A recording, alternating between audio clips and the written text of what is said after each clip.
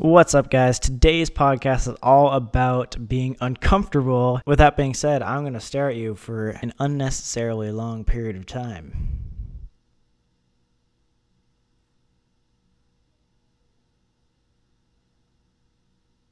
I'm kidding. Anyway, guys, so I know this whole place looks different, and that is because we finally moved into the new place, and that means a new area for podcasts. But I don't actually have a podcast room set up like I did in my last apartment yet. So for the next couple times, I'm just going to be here in the garage. But hey, we live and we learn. And yes, I still have pink hair. I do not know when this is actually going to come out. On the box, it said only a few days, but now it's been approximately like 4 weeks. That's okay. Anywho, down to the point of the podcast. A couple of weeks ago, I tweeted this. Here, let me get it out. I said, comfort is a welcoming evil. And a lot of people were confused as to what I meant by this. If there was something that they shouldn't understand yet or something I needed to explain. And I really wanted to get down to it because that's something I very strongly believe in, that comfort really is a welcoming evil. And there's a bunch of reasons why it is evil and why it is so welcoming. And that's what we're going to get into today. And honestly, I didn't really think about this until recent years because I was exactly like most people. I was exactly like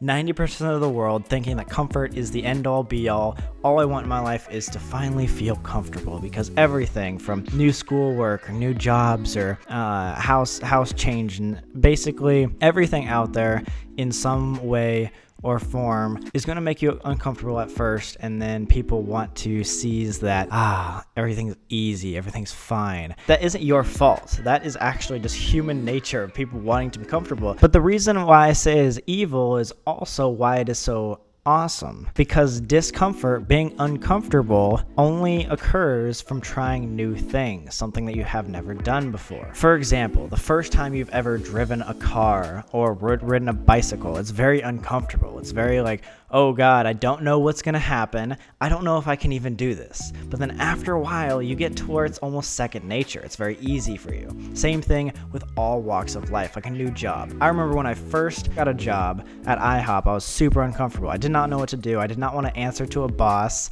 I couldn't do the things that I wanted to do, and I didn't feel like it was natural. But after a while, I got the hang of it, and then it became second nature, just like everything does. Now, there's no real problem with being comfortable with a certain task as long as you do not sit in that comfort for very long. I'm going to explain this in the way that my dad did to me a very, very long time ago, and he used the example of working out. So let's say that you have a 5-pound weight. The very first time when you were a little kid and you lifted up a 5-pound weight, it was very, very heavy. Now, you've gotten comfortable with lifting 5 pounds, right?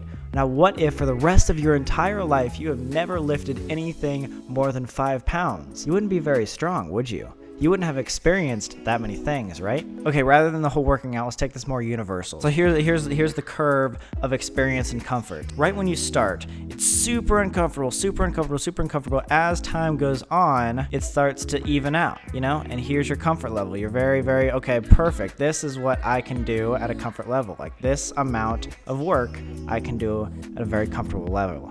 Now, if you were to change your experience or change your job or try to experience some discomfort, boom, then you start get discomfort again, and then boom, you learned a new skill and that one's comfortable. But now, rather than doing this amount of work, you're able and your ability is now this high. Whether or not that was a good example, I don't know.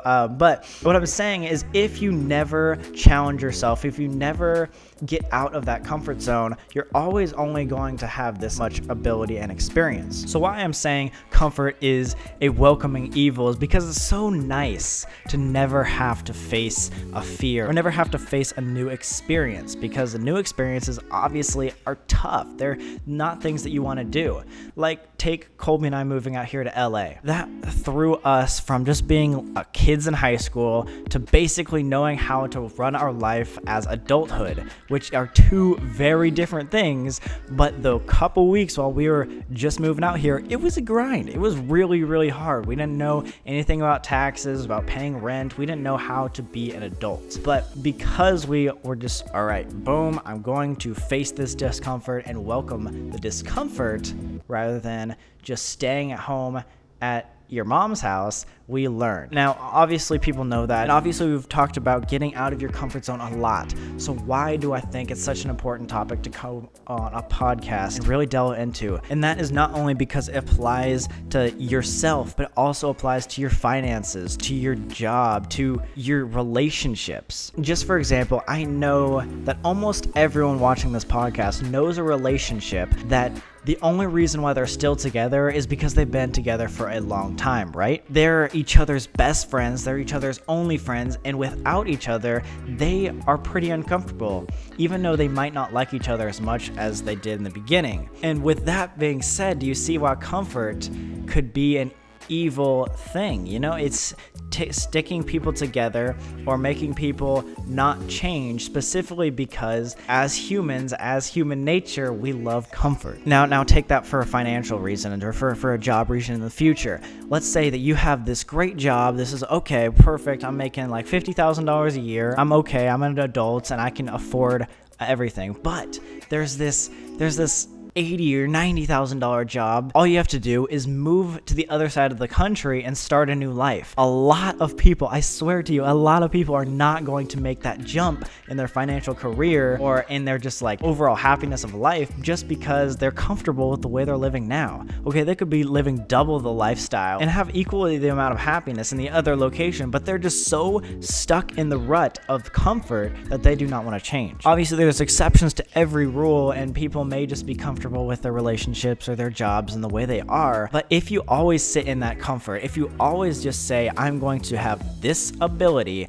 and never grind on the discomfort level, when are you going to grow? When are you going to experience? And let me tell you that it's not easy. This whole idea of facing discomfort and getting out of that rut is honestly a very difficult task. When I was looking at the big Los Angeles move 2 years back, I really was scared. Okay, this is a whole new situation. I'm not by my parents. I had to do everything by myself, but I am so glad I did it. I learned so much, experienced so much, and now I, like, comparatively to my high school years, I am infinitely better at everything I do now, specifically because I took that chance and got out of the comfort zone. And that is why comfort is such a welcoming evil, because it is hard. Guys, it is hard as hell to actually face those fears and challenge yourself. But let me tell you, not only from experience, but also from the experience of thousands of others who have told me that overcoming your fears and getting out of the habitual day-to-day things that you're so used to